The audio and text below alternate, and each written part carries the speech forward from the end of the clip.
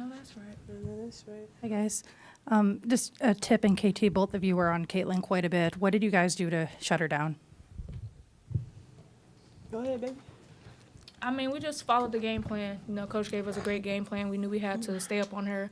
We knew she's a 3-level scorer, and I think it was a great team defensive game today. Everybody was locked in, making sure she didn't get any easy looks. So I think it was a great team defensive win. KT, I wanted to ask you about Laeticia. It felt like every time she got a big rebound, she got a big basket down the stretch. How big was the person next to you? Say that again? How big was she down the stretch? Oh, man, she was huge. She was huge. You know, I got on her a little bit, but, you know, she took that and she used it in the right way. And, I mean, if it wasn't for her, that block when I got drove by it was immaculate.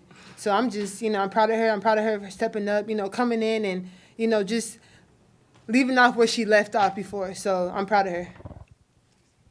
Laeticia, right here, Michelle Smith from The Next. Can you, following up on this idea that you picked up where you left off, how easy has it been for you to come back in and pick up quickly, and then where is your motivation coming from to really prove that you need to be on this roster? Yeah, I owe it all to the Lord. You know, there's seasons in your life that you're going to endure, whether it's high or low, and just to have that peace to know that everything is in its time.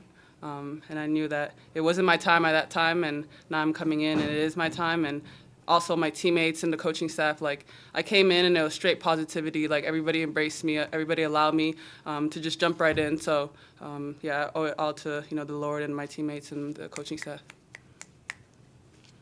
Kayla, it seemed like you guys were able to really take away that pass to the roller in the second half. What were you guys doing to kind of clog up the paint and not allow Caitlin or Kelsey or whoever to hit that pass? Yeah, I think we were just trusting each other on the backside. You know, Caitlin was coming off looking for her, and I think we did a good job of being very handsies and tracing the pass and knowing what she was going to pass it. But most definitely was, you know, just having our low man back there to kind of stop and slow down Boston. This is for all of you, if you may. Your coach before the game said that your fans are your superpower. Can you speak to that and how they were tonight in Valhalla?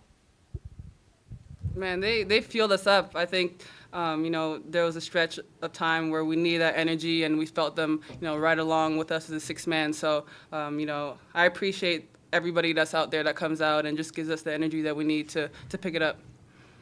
For all three of you guys, in that third quarter, 4:33 mark, you guys were down double digits, go on a 24 or 26-4 run or something along those lines. Just what changed in that moment there, and then did that give you the momentum in the fourth to kind of continue the streak?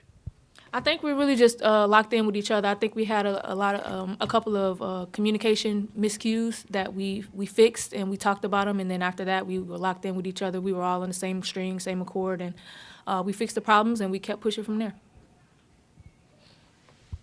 Tip over here. What does 45 bench points tell you about this team? Now we got a team full of dogs, and we're relentless, and we never give up from top to bottom of our team. We need everybody on this team, and we know that. So we look to literally everybody on this team to contribute, and that's what we did today. I guess for Kayla, I know you're always thinking about the next game, just one game at a time, but can you start to think big picture a little? Is this team a playoff caliber team? Can you start thinking down the road like that? Yeah, you know what? Like I tell you, I'm gonna keep my, you know, my same mindset. I just think about one game at a time. You think too far ahead, then you lose focus of what you're doing. So you got to stay in the moment. And right now, the moment is taking care of one game at a time. And then, you know, if we keep doing that and how we're playing, we might. But I think at this moment, we just need to focus on one game at a time. It's for all three of you. I think that going back to that 4:33 mark, I think Coach called a timeout. Was there anything said between you or between you guys and Coach to kind of jolt you guys into that run? Said something about the miscommunication. Yeah. It was the same thing. It was about the miscommunication. That's literally what was said in the huddle, that we needed to fix our defense. And once we did that, we went on our run, and everything was set from there. Back here, KT, how disappointed were you guys in the way that you played at Dallas, and how much of that fed into how you wanted to play tonight? Yeah, I mean, it's very disappointing. Both teams are great. You know, this league is a good league, and any given night you can get beat when you don't come prepared and have the right mindset. And you know, it just shows that we went into Dallas thinking it was going to be easy because their record, and the record is not who they are. And this is a wake up, and I'm glad we went through that because we came in today focused on what we needed to. This is a great team, a tremendous team, and we just executed what we needed. We were more aggressive. We rebounded better. We had more offensive boards this game. So, I guess those games, they're sad, but I guess that we used it to fuel us and get back to where we need to be. Tiffany, just generally the plan on Caitlin, was it looked like you were just trying to fight over every single screen? And if you didn't, was it just a blitz double team if you didn't get over the screen? I'm not telling you all And the that. plan was to stop her. That's it. The plan was to stop her. That's it. And I think we did a good job as a team doing that. That was the plan. We executed very well.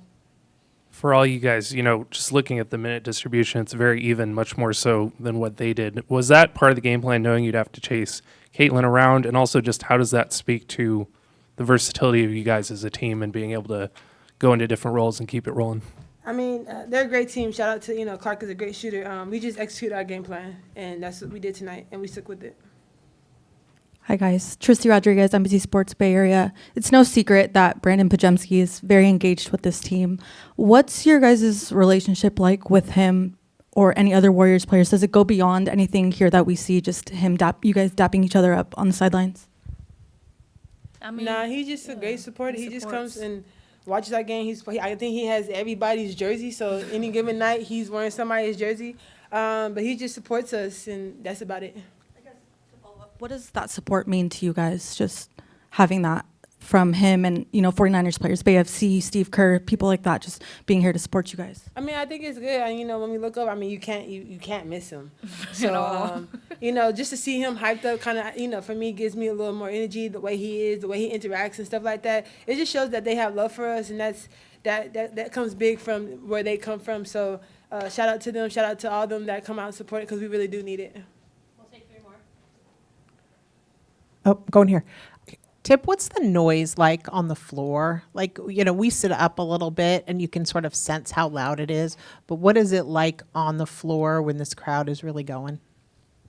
For me personally, when we're playing, it's white noise. I don't hear a thing. But once the whistle blows and something good happens for us, it really turns us up.